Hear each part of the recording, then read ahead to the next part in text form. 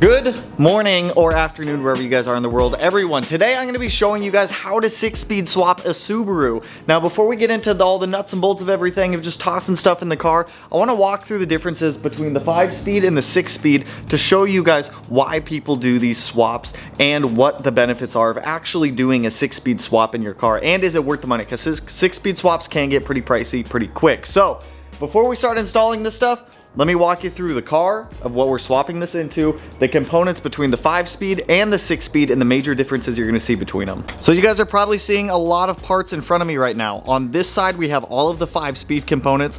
On this side, we have all of the 6-speed components. Now, to start things off, some of the major differences between these are 5-speeds are 5x100 for the bolt pattern on here. STIs or 6-speeds are 5x114. Now, the 5x114 offers a little bit more benefits. You have a lot more wheel options to be able to choose from for your car. The wheel bearings are a little bit stronger, and overall they're just a little bit more robust. Now, some of the other differences you're going to see are axle diameters. The STI axles in comparison to the WRX axles are a lot thicker. So if I grab a WRX one here and I hold it up to this STI one here, you guys can see that the STI axle is noticeably thicker than these WRX ones are. The WRX ones also kind of chamfer down a little bit near the ends of the boots, whereas the STI one is just kind of thick all the way through. Now, on my car, which is a 2014 WRX, I've already swapped the front lower control arms to the STI aluminum ones down there. On WRXs, they come stock as steel. If you want a little bit of weight savings and a little bit better handling, these aluminum STI control arms are a nice upgrade to do while you're doing these swaps.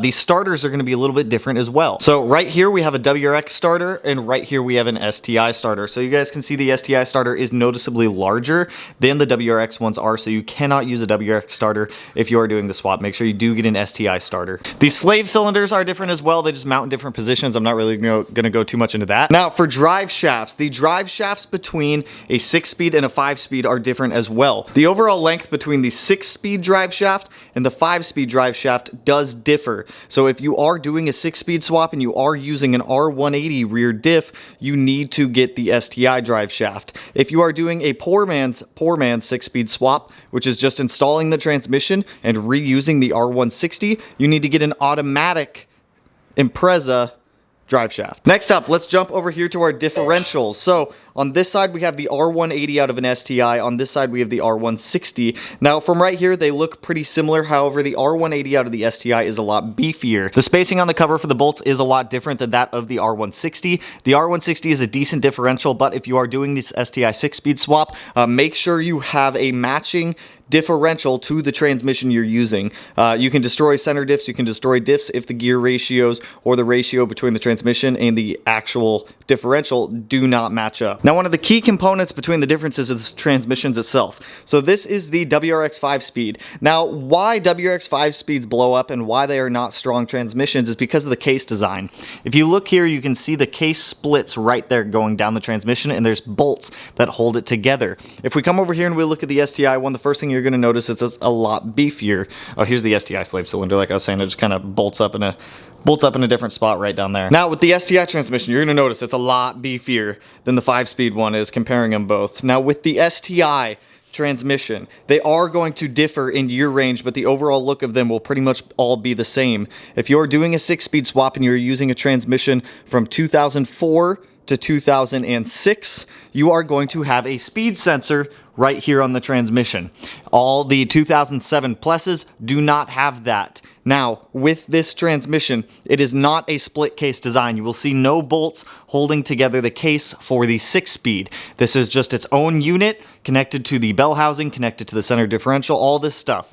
It's just one solid unit versus it being a split case like this. The other differences you're going to see are the clutch forks. The clutch fork in the STI transmission is a different style of that than the WRX. WRX transmissions have an issue with the pivot ball right here where they will blow through this clutch fork if you are making too much power. Aside from that, the other differences between them are the STI stuff does use Brembo brakes, which I have at my shop because I still need to powder coat those, as where the WRX ones do not. And with that, you're going to have larger brake discs on the 5x114 STI setup than you would over on the WRX setup. Now, if you and the other real thing is the rear differential carriers for the diffs. You can see that the STI one is a solid aluminum piece with some bushings, whereas the WRX one is just a piece of steel with some bushings in it as well. So you get a little bit better feedback from that one then you'd get over that one. So if this is a swap that you are looking to do, you are probably going to be looking at about $4,500 to $5,000 for a full STI 6-speed swap, including hubs, knuckles, brakes, axles, starter, everything that you would need. The cross member is reusable from the WRX to the STI, so you do not have to buy a new cross member, so keep that in mind. You're also going to need the shift linkage for your STI transmission. Now with our transmission, I got this transmission for a deal because it does have a reverse lockout issue, which is going to be that little nub right there, which we'll be fixing today. For us, we're going to start off by installing the rear differential, the rear hubs, and the rear axles, just to clean up some of the parts that are over here, so that way we don't have as many just sitting around. Now, when you go to do this swap, make sure you do have a set of 5x114 wheels to be able to put on the car. For us, I stole the wheels off my STI since we're wide bodying that car and it needs wider wheels anyways. So now one question that I know is going to be asked before we start this swap is, what are you going to do for the DCCD in the STI transmission? You are going to want to get a DCCD controller for this transmission. For us, we are using the MAP DCCD controller in my WRX. In my STI, we have a Spider DCCD controller just to be able to function the DCCD. So there is some wiring involved with this. This is going to be its own separate video of how to wire in a DCCD controller. So when I shoot that and I upload that, I will link that video down below as well. Now, if you are curious on how to take all this stuff out, please go back to the last video that I uploaded. It'll show you how to remove all of this stuff to get it out of the car. It's really not too bad to do. We're going to start things off today by getting this rear differential installed. It should be pretty self-explanatory. There's only 4 bolts that hold the rear differential in. Once the rear differential's in, we can go ahead and get rear axles in, and then the rear hub. Well, like I said, the first thing we're going to be doing is getting this rear diff installed. So this will be fun. Where can I stick you, magnet? I've got it on a floor jack right now. We're just going to jack it up to get it onto our spot. You may need to adjust it a little bit. This rear diff is a little bit heavy, so if you have a second person, it's probably not a bad idea. I do not, so it's like bench pressing. Okay. 1 and 2. Let me just use my leg to jack it up here. Get it? Jack it up. Yeah.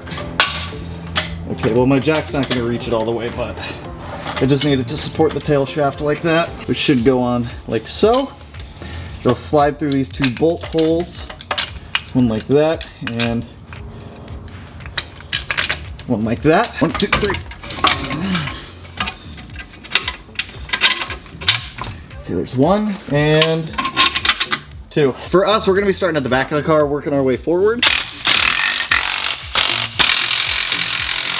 Now we can start getting our axles in. So I think we're gonna start on this side right here. I'm gonna leave my old brake calipers attached till I have my Brimbos ready to go on. So we can start getting the knuckles in and the axles in, which will be nice. Well, I totally just realized I've been talking to myself for the past 15 minutes. I thought I was filming and the camera I guess was not. So all we've done so far is slide the rear axle into the differential and get it slid through the hub right here.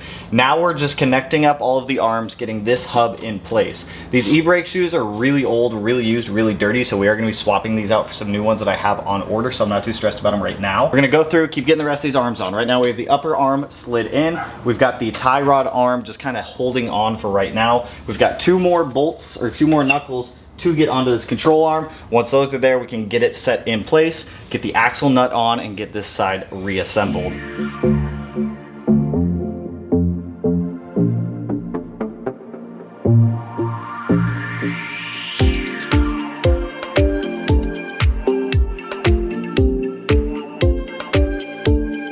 So we've got this side converted over to STI. It is now 5x114. This is literally a direct swap over on most WRXs. If you're using STI components of the same generation, you can literally just take off the WRX stuff, put on the STI stuff. So getting the knuckles and the hubs and the axles in there, it's pretty simple. You're gonna slide the axle into the rear diff. Once that is fully seated into the rear diff, grab your hub and then get your hub put in there and get it mocked up and bolted up. So now that we have this side done, knock out the other rear. We can't do the front till we get the transmission in, obviously. So knock out this rear, so that way we're just kind of focusing on the front half of the car. Actually, after we get the rear done, we got to fix my 6-speed. But for the most part, you guys, it literally just bolts right up. It's not bad at all.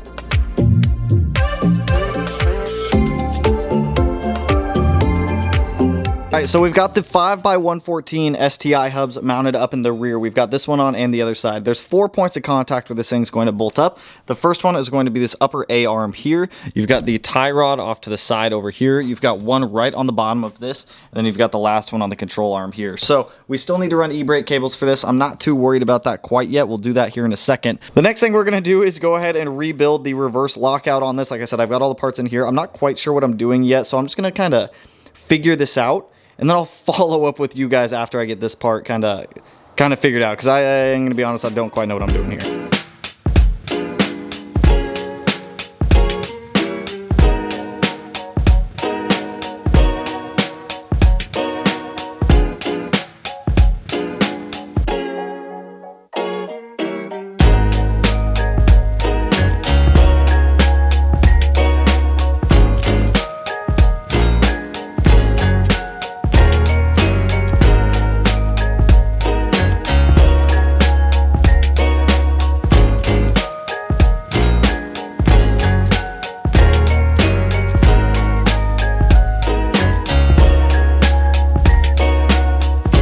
Been a few hours. I apologize for the background noise.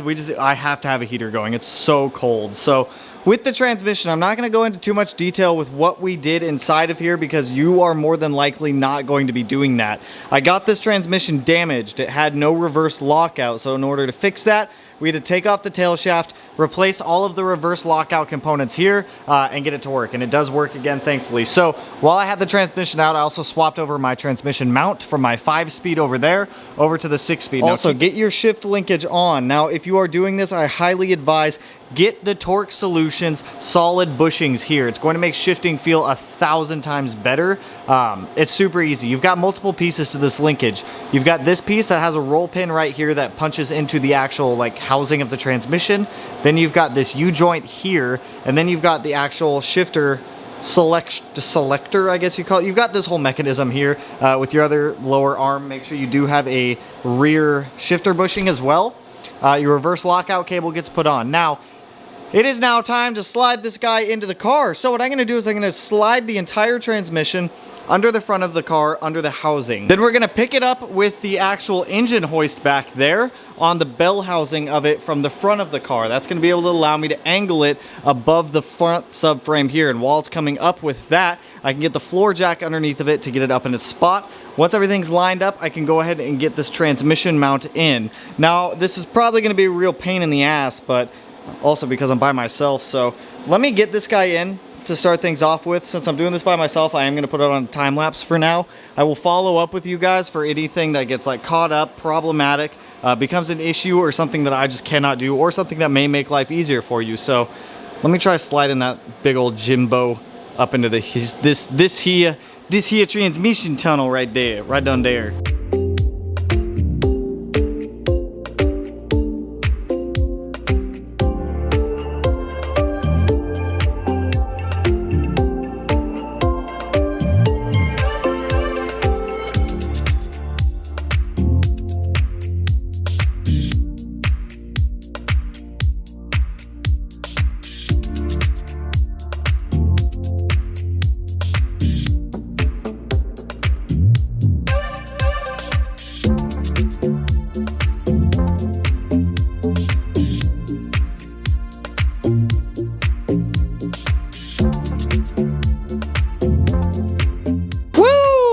Transmission is in. Let me tell you, that was a pain in the ass. So to get this in, the easiest way we found was to use an actual like engine crane, and I just went off of the pitch stop mount right there. I just put a bolt through it, put the chain through it, and was able to kind of slide it up and over the front subframe. You do need to like kind of work it in there a little bit, but it went in. It's probably the easiest way. I don't have a transmission jack, so I'm kind of working with what I got. On top of that, oh, I forgot that door doesn't open. The cable came off. Once you get the transmission kind of in place, up top there are 4 12mm bolts right here on this plate that hold up the rear section. I found the best way to get the tail shaft of the transmission to kind of go up was to use a floor jack to get it up into position. Once we did that, we were able to get the front subframe in, or the front cross member in for it right there. Now I chooched out the 2 holes for my transmission mount, so I'm gonna have to buy a new one, and then I'll just swap it in later. It's not a big deal. It's kind of annoying, but I guess I'll order the bushings for the cross member also. And then you've got the 212s way back there in the back of the transmission tunnel for the rear shifter bushing. Once you have all that in, the transmission is pretty much in place. You don't need to put your front pitch stop mount in if you are going to be reinstalling an engine like I am, because you're gonna have to jack it up and move it out of the way. So glad that this is in. Woo! Next up is the easy, like that's the hardest part, is just getting the transmission in to the car where it needs to be. Don't forget, you also have one engine ground right here. You've got some electrical harnesses up there. But that's honestly the worst part, is getting the transmission fitted up in there. It probably took a good hour and a half to get everything to kind of settle right. One tip, don't fully tighten down the cross member for the transmission until you have everything where you want it, because you're able to get a little bit of play out of it to be able to get things to kind of line up and go where you want them to. So that sucked. Glad it's in. It looks a little cocked to the left, but I'll fix that. Like I said, the transmission mount isn't bolted to it right now, so I'm able to move the transmission around. So now that the transmission is actually in, we can do the easier stuff, which is the tail shaft, or the prop shaft, or the drive shaft, whatever you want to call it. These are really easy. You have a yoke on the front that'll just slide into the transmission. You've got the 2 bolts in the middle for the carrier bearing, and then back here on the tail section, you've got the 4 bolts for the drive shaft to the rear differential. So let's go ahead, get our drive shaft put in the car also, and then we can start doing front axles and front hubs.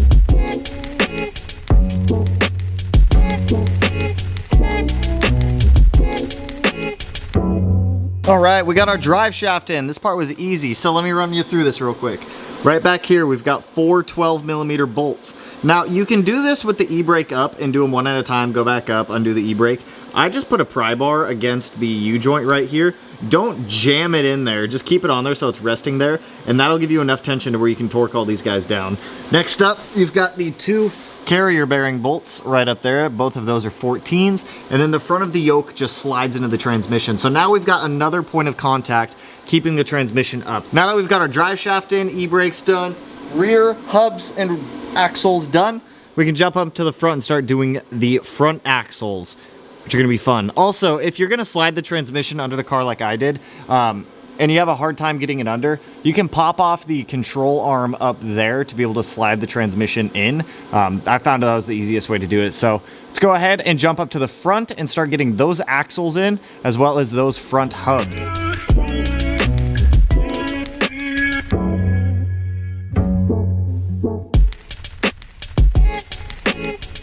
And just like that, we are officially 6-speed swapped, baby. So we've got the 5x114 knuckles up front. Like I said, I am waiting on my lower mounts for right here, so I can't actually bolt this up to that guy. But we have both front axles in. I have to order new axle nuts. I thought I did, I guess not. But I went ahead, tossed in the other side as well. So we've got all of our axles in, all of our hubs in, and everything like that. The rears are on, the fronts are on, transmission's in, shift linkage is hooked up. If we come inside of the car here, figured since we just got a 6-speed swap in here, it deserved an OEM 6-speed shift knob, because it actually is a 6-speed now. 1, 2, 3, 4, 5, 6, reverse lockout, reverse. Dope. And if you guys look, this is why I suggest getting that Torque Solution solid shift linkage. If you put it in gear and you wiggle it back and forth, there is no play at all. Highly suggest doing that. So I'm pumped for this, man. These STI 6-speeds are way, way better than the 5-speeds in the WRXs. For both power, drivability, I think, they just feel a lot better. It's a very notchy gearbox. It's one of my favorite gearboxes ever produced out of all cars. It's such a good manual transmission. I absolutely love them. I actually might get a short shifter ordered for this also. Might not be a bad idea. I've also got new e-brakes coming. I need to get some pads and some rotors ordered for this car also, because I don't have any. I also got the slave cylinder popped in right there. It's just 2 14s. I have a braided clutch line coming for this thing, so I'm not too worried about that right now. But that should give you the general gist of doing a 6-speed swap like this.